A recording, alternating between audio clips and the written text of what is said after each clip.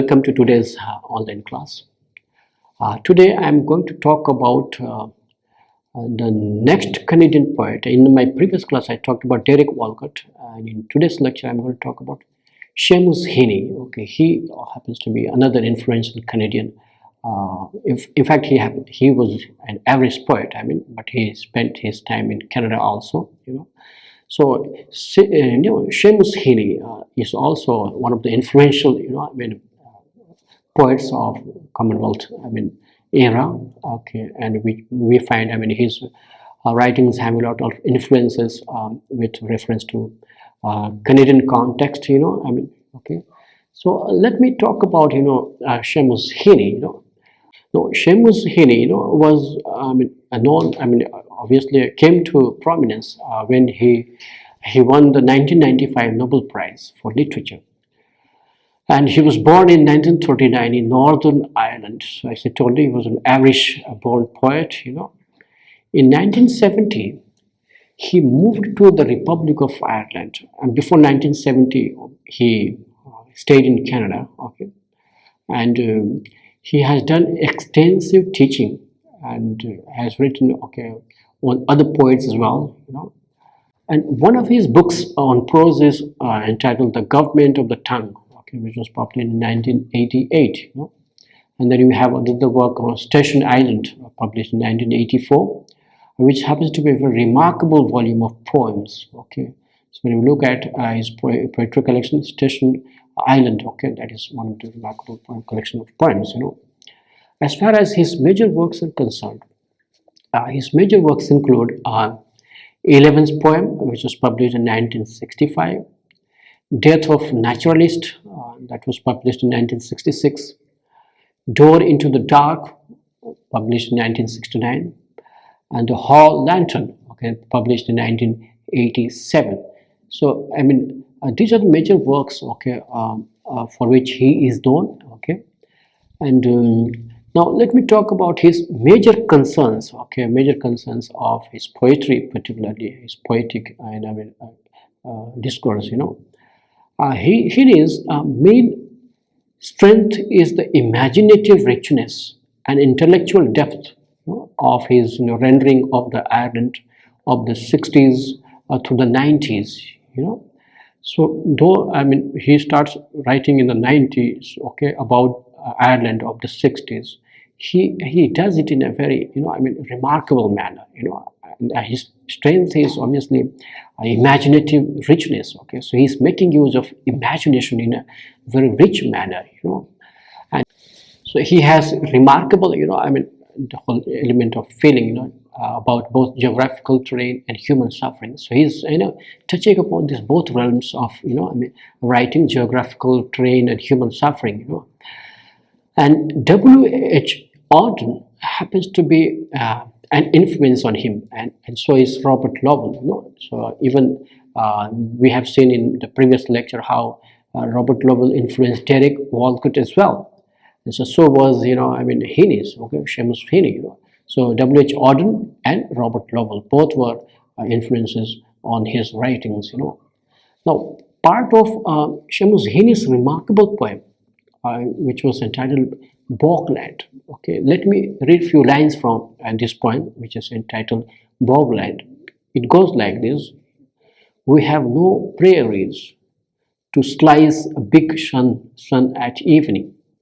Everywhere the sun concedes to encroaching horizon, is wooed into the cyclops eye of a town. Our unfenced country is bog that keeps crustling between the sides of the sun. Only the waterlogged trunks of great firs, soft as pulp, our pioneers keep striking inwards and downwards. Here you will find that we find geographical sense of Ireland coming through. Obviously this poem, geographical sense. He's obviously, as I told you, he started writing 90s about the Ireland of 60s, and he's giving a full description of whole geographical scene, okay, through this poem.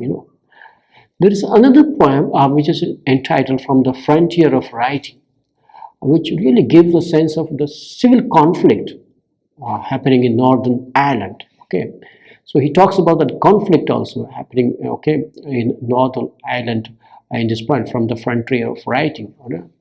And let me read a few lines from the frontiers of time, And part of this poem, it reads like this: the tightness and the nilness round that space. When the car stops in the road, the troops inspect its make and number, and as one bends his face towards your window, you catch sight of more on hill beyond, aimed with intent down, cradled guns that hold you under cover. Now, if you just in continuation with this poem, he is writing few more lines also. Okay, like past armor-plated vehicles, out between the posted souls flowing and receding like tree shadows into the polished windscreen. So what you find is that he is describing a kind of a menace, threat, you can say. The menace that lurks in Northern Ireland's conflict, okay, which is strongly present in the poem. So he, like just like we have seen Derek Walcott also talking about the whole conflict dichotomy. Seamus Heaney also, he's talking about, the conflict, the menace, threat, and conflict which is emerging in Northern Ireland, which is very much present in the poem. And we find that this element of conflict, okay, is coming through, in telling images which also are remarkable for their complexity. So he's making use of complexity to present the conflict, element of conflict, okay, in this poem. And what we have witnessed is that, Canada, in recent times particularly, hasn't had that kind of, menacing conflict, very threatening kind of a conflict, and that has, correlate in poetry also.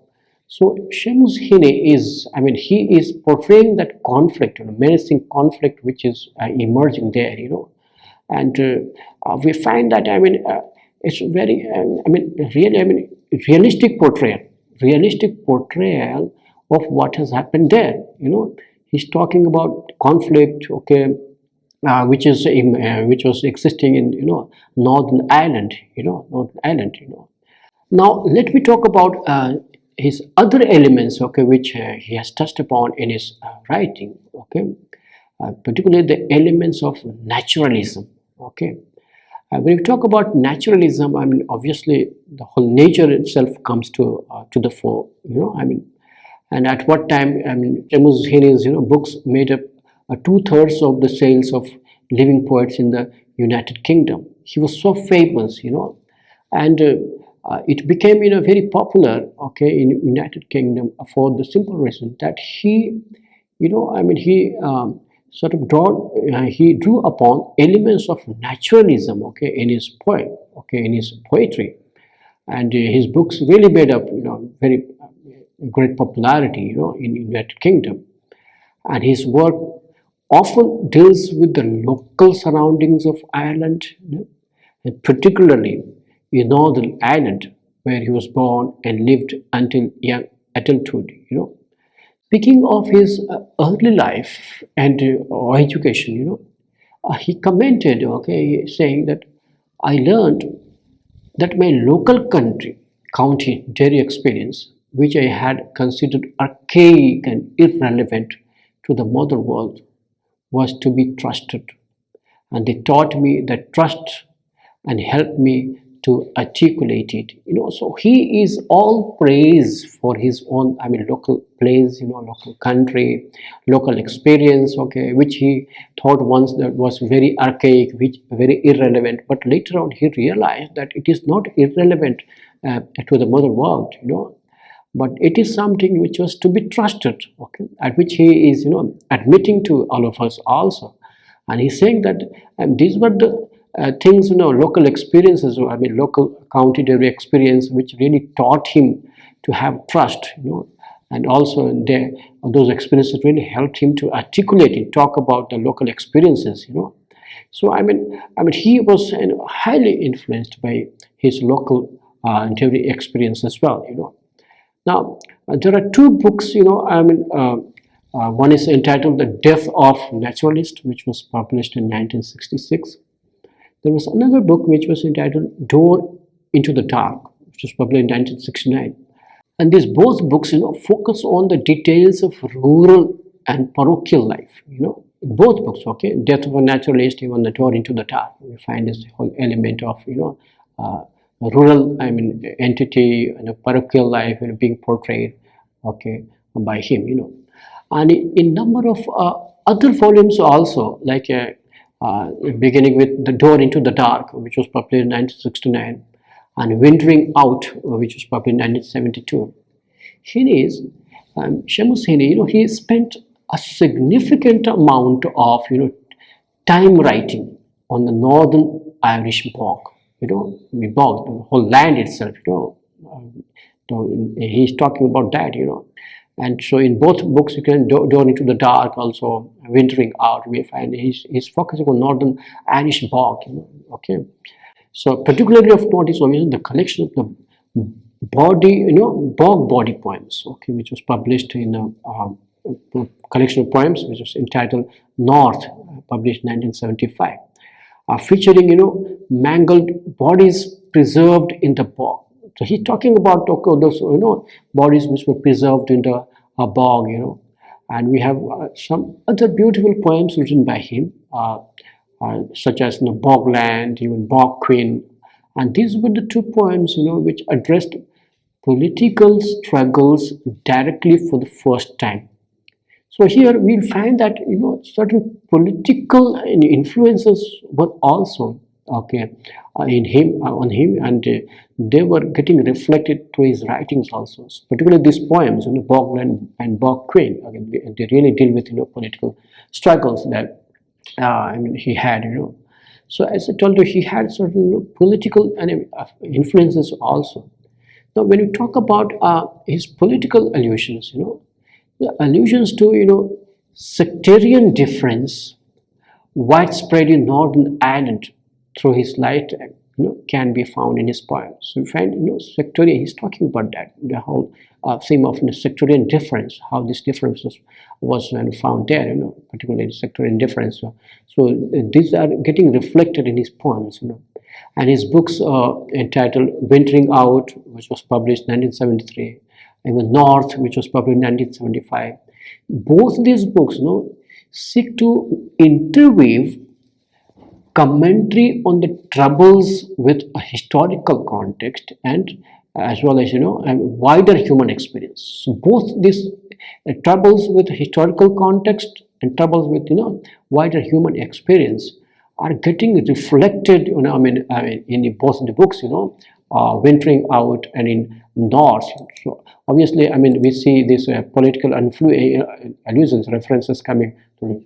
Now, while some critics accused Seamus Heaney of being an apologist and a mythologizer, of the values particularly, we have a critic whose name is Blake Morrison.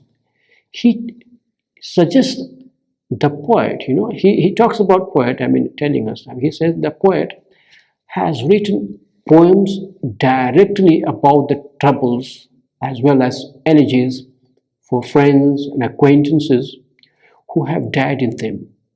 He has tried to discover a hierarchical framework in which to interpret the current unrest, and he has taken on the mantle of public spokesman, someone looked to for comment and guidance.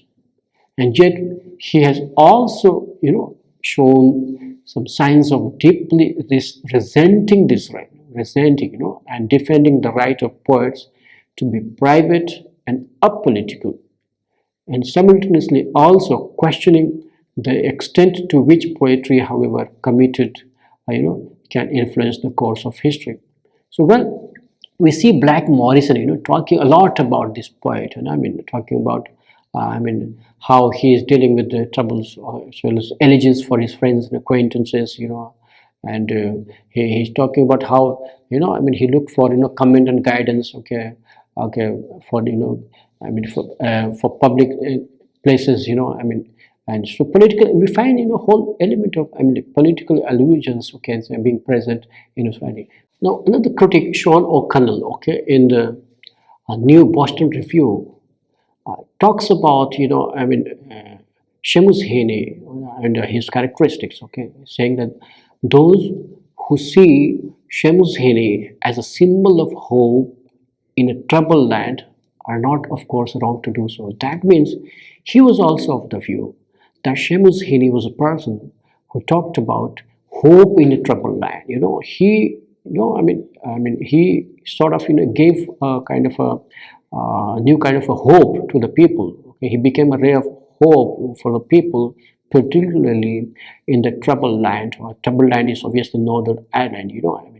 And he says, and those who, do consider him a symbol of hope in a troubled land are not, of course, wrong to do so.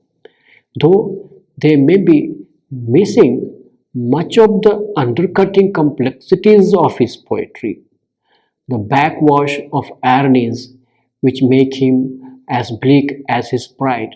So, Sean O'Connell, he's talking about both aspects, he's talking about complexities which are present in his poetry.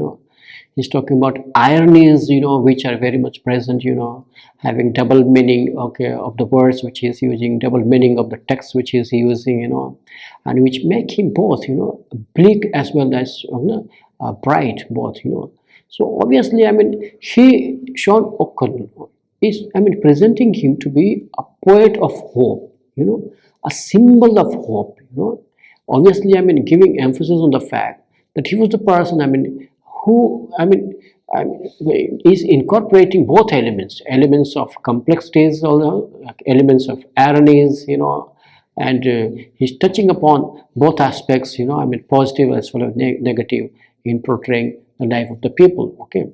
So, but there is no denying the fact that Seamus Heaney became a symbol of hope for the people. So O'Connell, talking about Seamus Heaney in Boston Review, particularly, which was kind of a critique of Station Land, which was published by Seamus Heaney. O'Connell, says, he comments, again and again, Heaney pulls back from political purposes. So he is pulling back, from political purposes, despite its emblems of savagery. Station Island lends no rhetorical comfort to republicanism. About politics, Station Island is less about a united Ireland than about a poet seeking religious and aesthetic unity. So here we find Seamus Heaney to be a poet who is, presenting some hope for the people. He coming with a purpose. And so Seamus Heaney, he wanted to bring unity. What kind of unity? Both unity, religious as well as aesthetic unity, both, And so therefore, Station Island, that collection of poems, is becoming one of remarkable poems, where a poet is, talking about bringing unity, religious as well as aesthetic unity, We cannot say that Seamus Heaney did not have political influences in his writings. So, he did have political influence, and therefore we find a lot of, political allusions, okay, in his poems, Now, Heaney is described by critic Terry Eagleton as an enlightened cosmopolitan liberal. Okay, to Terry Eagleton is calling him, who happens to be a literary theorist, an enlightened cosmopolitan liberal, okay, refusing to be drawn, So look at how, what kind of role, and obviously he's assigning him, So by this we can just visualize what kind of, poet he was. Seamus Heaney was highly, commendable, poet. You can say people appreciated him, eulogized him, and obviously this is evidenced by the fact that Terry Eagleton is calling him an enlightened cosmopolitan liberal. Okay, so that's the word which he is using. Terry Eagleton further suggests that when the political is introduced, it is only in the context of what Heaney will or will not say. So obviously we find this political influence, in his writing. It is introduced. Though, it was not, visible, completely, apparently clear. But I mean, these political allusions were very much present in his writings. And reflections on what Heaney identifies as tribal conflict favor the description of people's lives and their voices, drawing out the psychic landscape. So he's drawing upon that, and he is identifying, as tribal conflict. Okay, favoring the description of people's lives. So talking about the tribal people. Okay, tribal conflict. Okay, existing tribal voices. Tribal landscape. So about people's lives, voices, landscape. So he's talking about tribal conflict in totality, Seamus Heaney. So that shows how much, appealing, how appealing he was to the people, where he tried to reach to the people by talking about their lives, talking about the landscape, talking about their voices, And Heaney published another very important poem, which was entitled Requiem for the Croppies. Okay, Requiem for the Croppies. Okay, it was a poem that commemorates the Irish rebels of 1798 on the 50th anniversary of the 1916 Easter Rising. So Requiem for the Croppies happens to be a very important poem. Okay? It happens to be a very important poem. Okay, commemorating the Irish rebels of 1798. And he read the poem to both Catholic as well as Protestant audiences in Ireland. So he wrote the poem, okay, about the Irish rebels 1798, particularly on the 50th anniversary of 1916 Easter Rising, and he read those poems to both Catholic as well as Protestant audiences of Ireland. And he commented, he said, to read Requiem, Requiem for the Croppies, wasn't to say up the IRA or anything. It was silence breaking rather than rabble rousing. Okay, so he wanted to break the silence. Okay, he wanted to tell the people, look, I'm talking about you people, I'm talking about those. Okay, so these are the, relevant issues that I've talked about. So he appealed to the people a lot in that context. Now let me talk about some of his other works. Okay, some of his other works, and particularly his plays in prose. Now, apart from writing poetry, he has also written plays. He's also written plays and prose. His plays include The Cure at Troy, a version of Sophocles, and Philoctetes, which was published in 1991. Heaney's 2004 play, which was entitled The Burial at Thebes, suggests parallels between Creon and the foreign policies of the Bush administration. And it became a very popular play, The Burial at Thebes. Obviously, it became a little bit of political discourse also, And Heaney's engagement with poetry also as a necessary engine for cultural and personal changes is reflected in his prose works as well. So when we look at his plays, so plays are, at least two plays are there. One was entitled The Cure at Troy, a version of Sophocles' Philoctetes, and the another play was entitled The Burial of Thebes. These were the two plays. Apart from these two plays, he also published verses, as I told you. And his prose works include The Redress of Poetry, which was published in 1995, Finders, Keepers, Selected Prose, 1971 to 2001, okay, which was published in 2002. So, apart from publishing poetry, he published plays and prose works as well. Now, one of the, latest information about him is that, Heaney's work is, used extensively in the school syllabus, and not nationally, but internationally, okay, including the anthologies like The Rattlebag, which was published in 1982. It is very much in the school syllabus for kids, The School Bag, which was published in 1997, and these both, anthologies, The Rattlebag and The School Bag, both were edited by Ted Haggis, and originally they were entitled the Faber Book of Verse for Younger People, on the Faber contract. And Haggis and Heaney both decided the main purpose of the rattlebag, which was to offer enjoyment to the reader, okay, arbitrary riches. Okay, so they're talking about that. So that, they wanted to provide enjoyment to the reader, and they talk about arbitrary riches, okay, in their literary discourses. So what we find is that, this anthologies, this also, included work that they would have liked to, encountered sooner in their own lives, okay, as well as, like nonsense rhymes, ballad type poems, riddles, folk songs, and rhythmical jingles. These were also included in his writings. So I think today's lecture has given a lot of information about particular Canadian poet. In fact, he was an average poet, Seamus Heaney. I talked about his major works. I talked about his major influences. I also talked about some of his important, concerns. Okay, political allusions, political influences, elements of naturalism, are being present in his writing. So I hope that today's lecture has helped you a lot in understanding Seamus Heaney at a greater length. So that's it for today. Thank you.